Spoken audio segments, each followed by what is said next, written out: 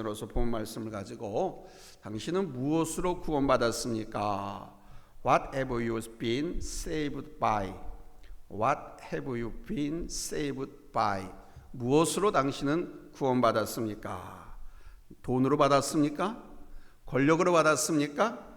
아니면 누군가의 믿음으로 받았습니까? 사람은 원래 창조주 하나님이 복된 존재로 만드셨습니다. 에덴 동산을 만들어 주셔서 복을 누리게 하였을 뿐만 아니라 만물을 다스리고 정복할 수 있는 힘까지도 주셨습니다. 그뿐 아니라 하나님의 말씀을 믿고 그 말씀에 순종하는 한 영원히 죽지 않는 복도 주셨습니다. 그러나 우리 인류 최초의 인간 아담과 하와가 하나님의 말씀보단 사단의 말을 믿어서 선악과를 따먹고 원죄를 짓고 말았습니다. 그 결과 에덴 동산에서 쫓겨났고 영원히 살 수 있는 영생의 축복도 잃어버렸고 모든 것이 조화를 이루도록 만들어 주셨는데 모든 것이 다 부조화가 되어 버렸습니다. 그 이후로 계속해서 역사에 나타난 인생들은 항상 하나님을 배반하였습니다. 그리고는 그 죄의 깊이가 자꾸만 깊어갔습니다. 지금까지도 계속해서 말입니다. 그러나 좋으신 우리 하나님께서는 이런 우리 인생을 불쌍히 여기사 죄악의 수렁에서 건져내기 위해서 제2의 성자 예수 그리스도를 이 땅에 보내주셨습니다. 예수님은 이 땅에 오셔서 온갖 고생을 다 경험하셨고요, 마침내 십자가에 달려 죽으심으로 우리 인생들의 죄를 담당해 주셨습니다. 여러분, 기독교에서 말하는 구원이란 무엇을 말하는 것일까요? 바로 인간의 죄가, 아니 내 죄가 예수님을 죽게 하기까지 한 엄청난 결과를 가져왔다는 것을 우리가 깨닫고 자기 죄를 회개하고 내 대신 죄를 담당해 주신 예수 그리스도의 사랑에 감사를 드리고 예수님께로 돌아와서 그 예수님을 내 마음에 모셔드림으로써 내 죄를 용서받고 하나님과의 끊어진 관계를 회복하는 것을 말합니다. 엄청 길지요? 죄를 회개해서 용서받고 에덴에서 쫓겨났잖아요. 영생의 그 큰 은혜가 단절되었잖아요. 그래서 하나님과의 관계를 회복해서 이 모든 축복을 다시 회복하는 겁니다. 이게 구원입니다. 이것을 성경은 영원한 생명을 다시 얻었다, 거듭났다, 중생했다, 하나님의 자녀가 되었다, 새로운 피조물이다, 그리고 의로워졌다라고 하는 말로서 표현을 하는 것입니다. 이것이 구원이라는 것이고 구원받았다는 말입니다. 하나님께서 오늘 성경 본문을 통해서 이 구원에 대한 메시지를 전하기를 원했습니다. 오늘 이 성경 말씀을 전하고 들을 때에 우리 하나님께서 우리 모두에게 귀한 깨달음과 은혜를 충만하게 더해 주실 것을 기대합니다. 할렐루야. 첫 번째 됐습니다. 구원은 다른 것이 아닌 오직 믿음으로 받는 것입니다. 본문 8절을 주목하시기 바랍니다. 너희가 그 은혜를 말미암아 구원을 얻었으니. 이 말씀 속에 모든 진리가 다 담겨 있습니다. 너희가 그 은혜를 인하여 믿음으로 말미암아 구원을 얻었으니. 그 은혜를 인하여 그랬습니다. 이 말은 우리 하나님께서 자기 아들 예수 그리스도를 이 땅에 보내사 우리 죄를 다 용서해 주시고 당신과 관계, 하나님과 우리와의 관계를 회복시켜 주셨다는 말씀입니다. 우리가 회복했다는 것이 아니고 하나님께서 다 하신 겁니다. 아멘. 그리고 믿음으로 말미암아 구원을 얻었으니 그랬잖아요.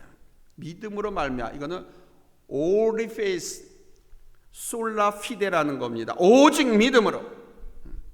내가 구원을 얻기 위해서 한 일은 믿는 것밖에 없었다. 아멘. 단지 믿음밖에 없다.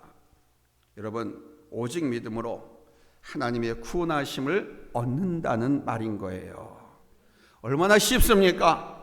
그런데요, 인간은 너무 복잡하고 힘들게 살아가다 보니까 이 구원이 너무 쉽게 되니까 간단하고 또 믿지를 못하는 거예요. 한 목사님이 저 강안도 탄광촌에 한참 우리 석탄 캐고 그 아궁이에 그 연탄 떼고 한참 그럴 때입니다. 그 탄광촌 갱도에 들어가서 거기는 강부들을 죄다 모아놓고 전도 설교를 했습니다.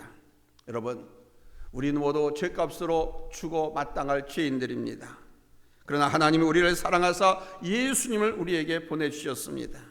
그러므로 우리가 우리의 노력이나 우리의 힘이나 내가 배운 많은 지식으로나 우리가 가진 온갖 좋은 것을 통해서 구원을 받는 것이 아닙니다. 다만 예수님께서 나를 위해서 십자가에 죽어주시고 나의 죄를 대속해 주신 그 사실 하나만 우리가 믿기만 하면 구원을 받을 수 있습니다. 그러므로 여러분, 예수를 믿으세요 하고 설교했습니다. 그랬더니 어떤 광부가 이렇게 말했습니다. 목사 양반, 예수를 믿기만 하면 구원을 얻을 수 있다고 하나 이거 너무 쉬워서 믿어지지가 않는구먼. 그때 이 목사님이 주변을 돌아보면서 커다란 엘리베이터를, 그 갱에 올라가고 내려올 때 하는 그 엘리베이터를 발견하고 광부들에게 물었습니다. 저 엘리베이터 누가 만든 겁니까? 이 광산 사장님이 만들었지.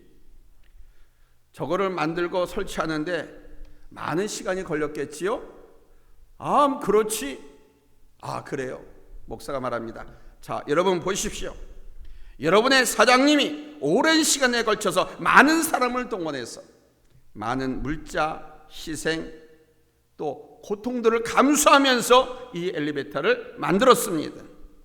누구를 위해서 만들었습니까? 여러분을 위해서 만들었습니다. 그래서 여러분들은 사장님의 그 희생과 섬김, 수고 덕분에 여러분들 저 승강기를 타고 그저 버튼 하나만 누르면 바깥으로 이동할 수 있고 나가게 되었죠. 그렇습니다, 여러분. 이와 같이 우리가 장차받을 멸망으로부터 구원받은 것도 마찬가지입니다. 목사님이 계속 설교했습니다. 하나님께서 오랜 세월을 두고 많은 사람을 통해서 구주 예수님의 탄생을 준비하게 하셨습니다. 그 후에 예수님을 이 세상에 보내셨고요. 그래서 예수 그리스도께서 우리의 모든 죄를 대신해서 십자가를 지셨습니다. 하나님이 다 해주셨습니다. 우리가 할 수 있는 일이란 단지 엘리베이터 스위치를 누르면 밖으로 나가도록 된 것처럼 우리는 예수를 그리스도로, 예수를 하나님으로 믿기만 하면 구원을 얻게 된 것입니다. 저처럼 이렇게 크게 설교를 했어요. 그랬더니 광부들이 확신에 찬 그 목사님의 그 설교를 듣고 저 목사님이 저렇게 확신에 차서 우렁차게 복음을 전하니까 나도 예수를 믿어야 되겠다. 그래서 많은 광부들이 예수를 영접하고 구원을 받았다고 합니다. 사랑하는 성도 여러분, 정말 말씀대로 하나님께서 나를 사랑하시는 그 은혜로 인하여 단지 믿음만으로 예수님을 메시아로 믿기만 하면 자동으로 구원받게 되어지는 것을 확실하게 깨닫기를 예수님의 이름으로 축원합니다. 할렐루야, 할렐루야. 그래서 어떤 사람의 유혹과 질문에도 흔들리지 마세요. 우리의 구원은 무엇으로 얻었다? 믿음으로. 할렐루야. 자, 그러면 두 번째 대지입니다. 믿음은 어떻게 시작이 되는 것일까요? 믿음은 오늘 본 8절에 보니까 첫째, 하나님 주신 선물이라고 합니다. 믿음이 뭐라고요? 선물이다. 하나님 주신 선물이다. 이것은 너희에게서 난 것이 아니요 하나님의 선물이라. 성경을 한번 찾아서 읽겠습니다. 마태복음 16장입니다. 마태복음 16장 13절로 17절입니다. 찾았으면 아멘 합니다. 합독하겠습니다. 시작. 예수께서 가이사라 빌립보 지방에 이르러 제자들에게 물어 가라사대 사람들이 인자를 누구라 하느냐? 가로되 더러는 세례 요한, 더러는 엘리야, 어떤 이는 에레미야나 선지자 중에 하나라 하나이다. 가라사대 너희는 나를 누구라 하느냐? 시몬 베드로가 대답하여 가로되 주는 그리스도시요 살아계신 하나님의 아들이시니이다. 예수께서 대답하여 가라사대 바요나 시몬아 내가 복이 있도다. 이를 내게 알게 하니는 혈육이 아니요 하늘에 계신 내 아버지시니라. 그러니까 베드로가 예수님이 구세주가 되시고 예수님이 메시아 되심을 믿고 고백한 것은 베드로 자신의 생각이 아니라 하나님께서 베드로에게 뭘 선물로 주셨기 때문이다? 믿음을 주셨기 때문에 이런 고백을 했다는 것입니다. 아멘. 그러니까 나도 지금 이렇게 고백할 수 있는 것은 하나님께서 믿음을 내게 선물로 주셨기 때문에. 아멘. 하나님께서 그 은혜로 인하여 우리에게 믿음을 선물로 주셨다. 잊지 마시기 바랍니다. 자, 그러면 두 번째, 어떻게 믿음을 주시느냐? 어떻게 강한 믿음을 주시느냐? 첫째, 말씀을 듣게 하심으로 믿음을 주십니다. 말씀이 뭡니까? 복음입니다. 하나님의 말씀이. 자, 로마서 10장 17절입니다. 찾았으면 아멘 합니다. 합독하겠습니다. 시작. 그러므로 믿음은 들음에서 나며 들음은 그리스도의 말씀으로 말미암았느니라. 아멘. 그러니까 하나님의 말씀을 많이 들어야 하고 잘 들을 때에 귀한 믿음이 생기는 거예요. 삐딱하게 들으면 삐딱한 믿음이 생기고요. 요리재고 조리재면서 말씀을 듣고 요거는 아멘하고 저거는 노멘하고 그러면 잘못된 믿음이 생겨요. 믿음은 말씀을 잘 들어야 돼요. 아멘. 이 잘에는 right, 올바르게 듣는다라고 하는 것을 전제로 합니다. 아멘. 하나님의 예배가 중요하고 예배 중에 이렇게 설교가 중요한 것이 바로 그런 이유입니다. 잘 들을 수 있게 잘 가르쳐야 되고 잘 설교해야 됩니다. 아멘. 그러나 여러분, 설교는 연설이 아닙니다. 훈시도 아닙니다. 설교는 생명 있는 말씀입니다. 설교는 선포인 거예요. 그러니까 선포이니까 다 기어 들어가는 목소리로 하는 게 아니에요. 설교는 불이 나가는 거예요. 확신에 찬 복음에 대한 말씀을 가지고 확신에 차 선포하는 겁니다. 설교는 선포예요. 프리치라고 그러잖아요. 한번 설교를 준비할 때마다 목사는 너무 예민해지고 정말 피곤함을 당합니다. 물론 저는 오늘 수요일 이 설교 한번 하기 위해서 설교 원고를 7, 8번을 다듬습니다. 고칩니다. 그리고 한 7번에서 10번 정도를 실제 연습을 합니다. 똑같이. 한 번 설교만 해도 힘이 들고 아구가 아프고 이제 저는 이제 체질상 그런데 예배 설교 한번 얼마나 많이 예민해지고 피곤하겠습니까? 딴 거 아닙니다.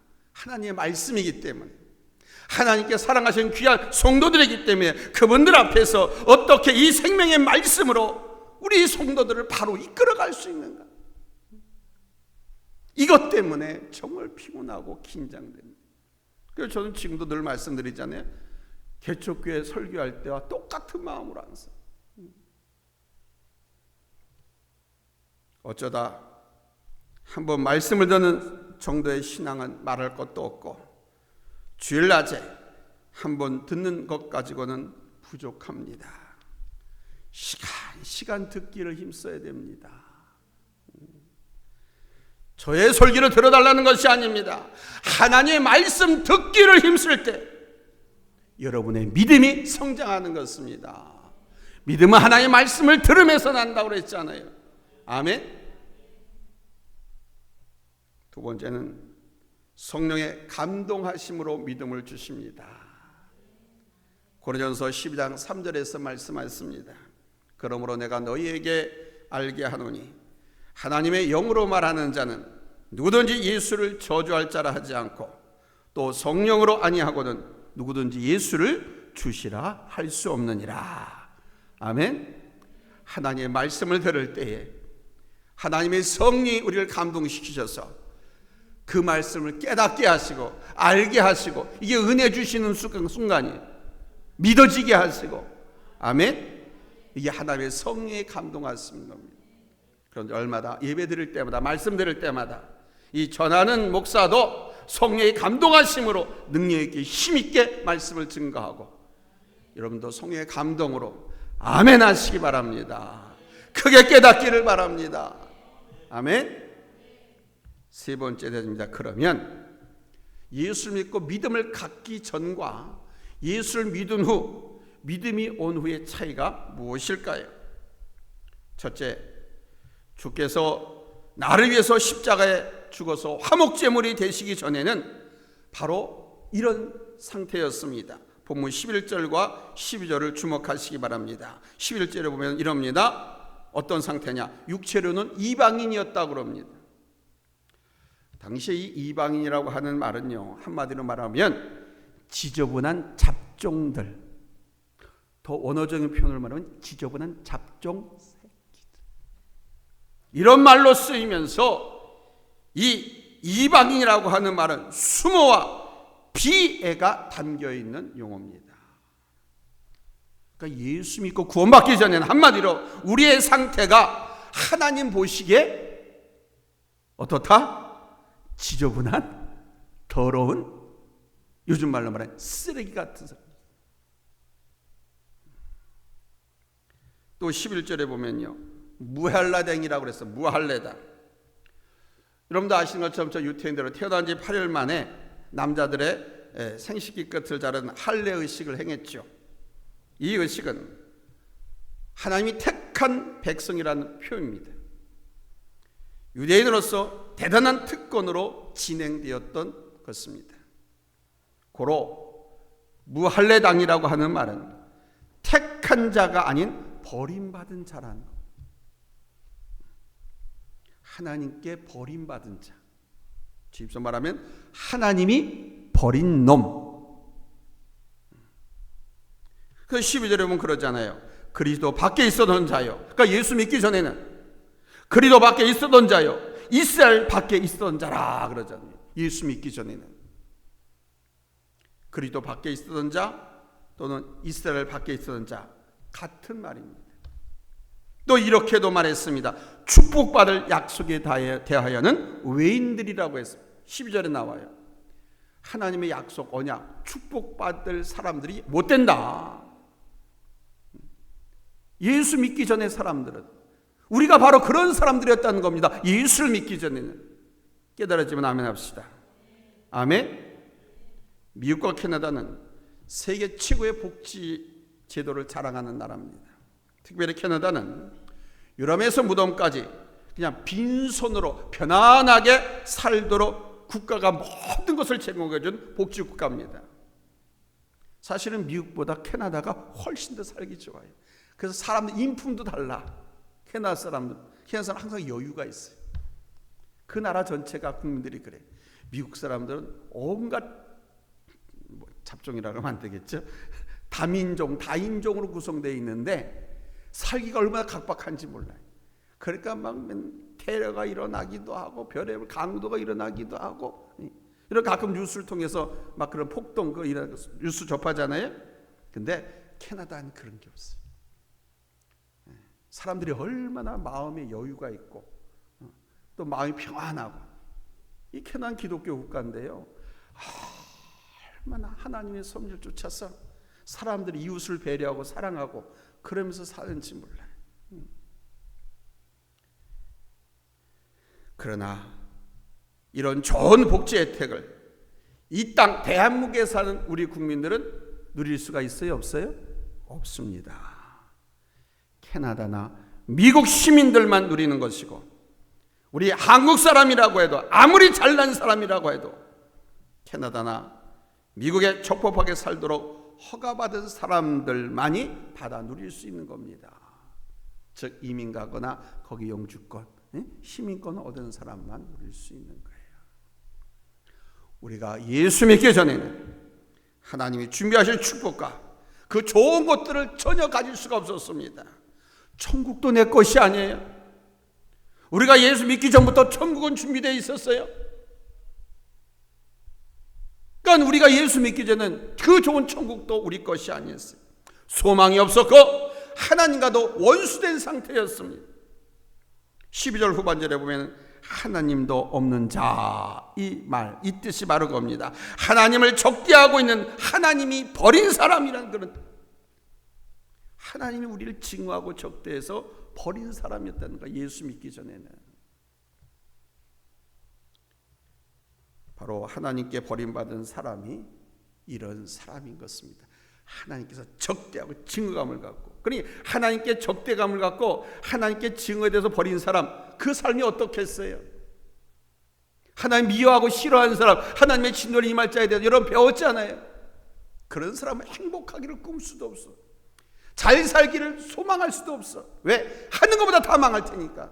될 듯 하다가 다 망할 테니까. 그래서 제가 여러분들에 늘 말씀드립니다.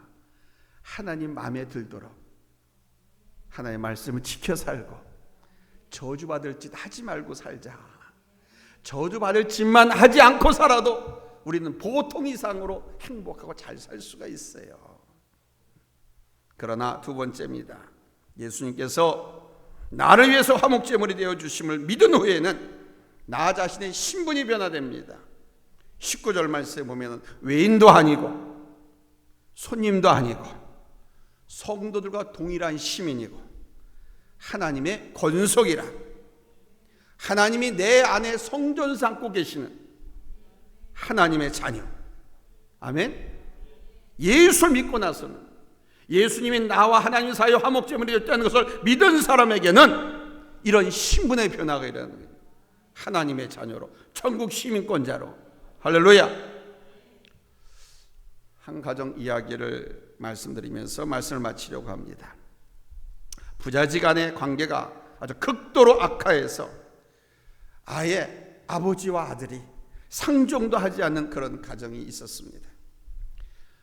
끝내 이 아들은 집을 뛰쳐나갔습니다. 그러므로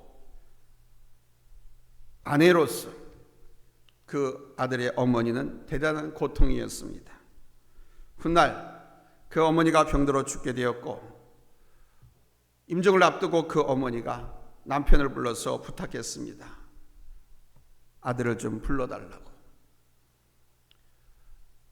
아버지의 요청에 아들이 왔습니다. 어머니가 쓰러져서 돌아가시게 됐다고 하니까 아들이 왔습니다. 그 어머니는 조용히 아들과 남편을 자기 침상 가까이 부르고는 남편의 손을 잡아서 자기 가슴에다 갖다 대고 아들의 손을 갖다가 아버지 손이 이렇게까지 포개어 올려놨습니다. 그러면서 이렇게 말했습니다. 아들아, 네가 잡은 그 손이 네 아버지다. 여보, 당신이 잡은 그 손이 당신 아들이야.